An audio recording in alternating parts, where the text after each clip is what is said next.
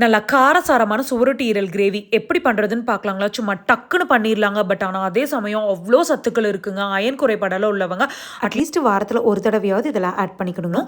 இது வந்துட்டு ஈரல் வச்சு மட்டும் பண்ணலாம், இல்லை சுவரொட்டி வச்சு மட்டும் கூட பண்ணலாங்க. இப்போ இது பண்ணுறதுக்கு நான் ஈரல் 250 கிராம் எடுத்திருக்கேன், சுவரொட்டி 250 கிராம் எடுத்திருக்கேன். ஈரல் நீங்கள் கட் பண்ணி கூட வாங்கிடலாம், பட் ஆனால் சுவரொட்டி நீங்கள் கட் பண்ணிவிட்டு வாங்கவே கூடாது. இப்போ வந்துட்டு இதை நல்லா வந்துட்டு நான் கொஞ்சமாக மஞ்சத்தூள் போட்டு நல்லா கழுவி சுத்தம் பண்ணி வச்சுருக்கேன். இப்போ பாருங்கள், அது இழுக்கும்போது வந்துட்டு ஒரு கொழுப்பு மாதிரி ஒன்று வருது பார்த்தீங்களா?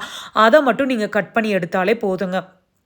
வேறு எதுவுமே தேவையில்லைங்க. ரொம்ப ஃபுல்லாக இருக்கிறது எல்லாத்தையும் க்ளீன் பண்ணுங்கிற அவசியம் கிடையாது. அது இழுக்கும்போது வரதை மட்டும் நீங்கள் க்ளீன் பண்ணிட்டு நார்மலான சிசர்ஸ் வச்சு நீங்கள் கட் பண்ணினீங்கனாலே பாருங்கள், ரொம்ப ஈஸியாக கட் பண்ண வரும். நான் இந்த சைஸில் கட் பண்ணி வச்சுருக்கேன்.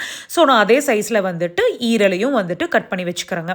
இப்போ இது பண்ணுறக்கு ஒரு வடச்சட்டியில் கொஞ்சமாக எண்ணெய், கடுகு பொரிஞ்சதுக்கப்புறமா ஒரு பெரிய பல்லாரியை சின்னதாக சாப் பண்ணி வச்சுருக்கேன். அது கருவேப்பில், கொத்தமல்லி தழை இதெல்லாமே நல்லா வதங்கினதுக்கப்புறமா நம்ம ஈரல் சுவரொட்டியை போட்டுக்கலாங்க. நான் இன்றைக்கி கிரேவி மாதிரி பண்ணுறங்காட்டி 2 டம்ளர் சின்ன டம்ளரில் தண்ணி ஊற்றிருக்கு. சப்போஸ் நீங்கள் ட்ரையாக பண்ணுற மாதிரி இருந்தால் 1 டம்ளர் தண்ணியே போதும்.